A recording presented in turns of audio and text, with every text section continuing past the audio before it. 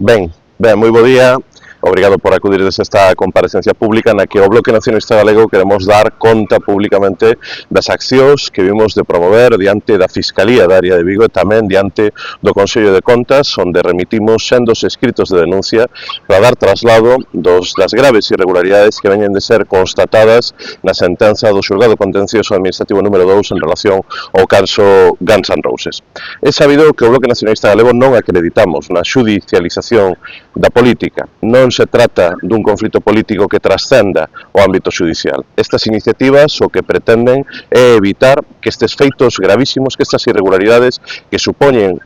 o intento de utilizar de maneira ilegal preto de 2 millóns de euros de diñeiro público a marxe dos procedementos de contratación poidan ficar impunes. Unhas accións que o BNG desenvolvemos por responsabilidade e diante da negativa reiterada por parte do Goberno Municipal non só de dar explicacións a respeito destes feitos, sino de asumir ningún tipo de responsabilidades. Neste sentido, o BNG xa lle advertimos ao Goberno Municipal que non ia irse de rositas e que, dende logo, íbamos a exercer todas as accións que estiveran na nosa man de cara a depurar as responsabilidades porque temos a certeza e confiamos en que as viguesas e os vigueses tamén a comparten de que ningunha maioría absoluta, por ampla que for, dá dereito a chalanear con 2 millóns de euros de diñeiro público amañando un contrato dun presunto patrocinio publicitario.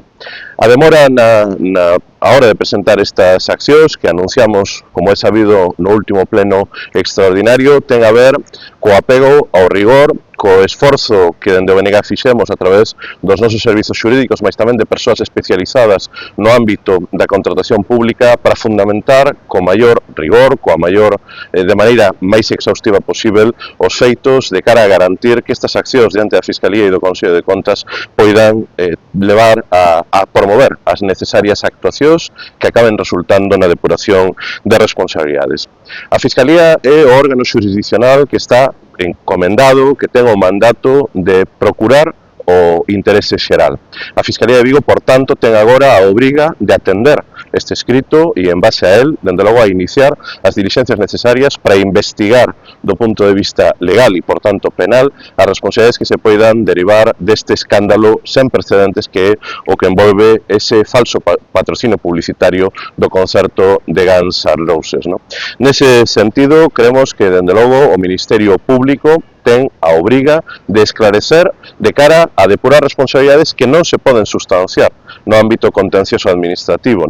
E a este respecto, no escrito de denuncia que o BNG formulamos perante a Fiscalía, indicamos unha demorada, pormenorizada relación de feitos que ficaron probados en sede judicial, aportamos tamén importantes referencias de xurisprudencia e de documentos xurídicos que, dende logo, que nos levan a concluir a que hai elementos máis que indiciarios a respecto de 4 posíveis delitos nesta xestión irregular. O primeiro deles, o de prevaricación administrativa, o segundo, de malversación, terceiro, fraude no que ten a ver coa manipulación dos procedementos contractuais e, en cuarto lugar, o de falsidade documental. Ilícitos penais que sumarían nas súas penas máximas un total de 18 anos de inhabilitación para cargo público e un total de penas de prisión de até 50 anos. O que dá conta da gravidade dos feitos que o BNG estamos a denunciar. Acudimos tamén ao Consello de Contas de Galiza precisamente por ser o órgano fiscalizador, o máximo órgano de fiscalización das administracións públicas no noso país e por ser tamén o órgano que ten a competencia para realizar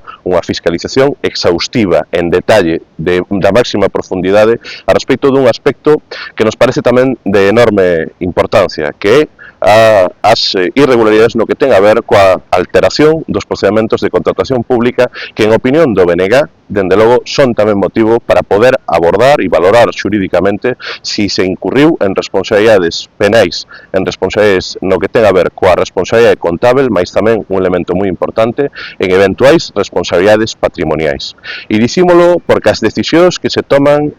de costas á lei, as decisións que se toman de maneira arbitraria e que xeneran, como é este caso, un claro prexuízo económico para a administración pública, para o erario do Concello de Vigo,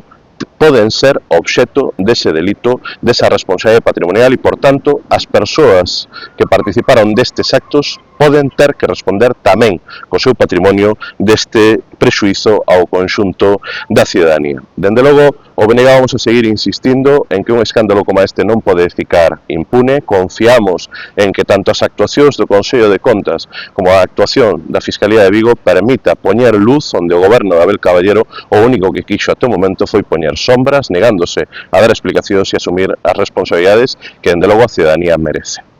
Por a miña banda, máis nada, non sei se tedes algunha cuestión.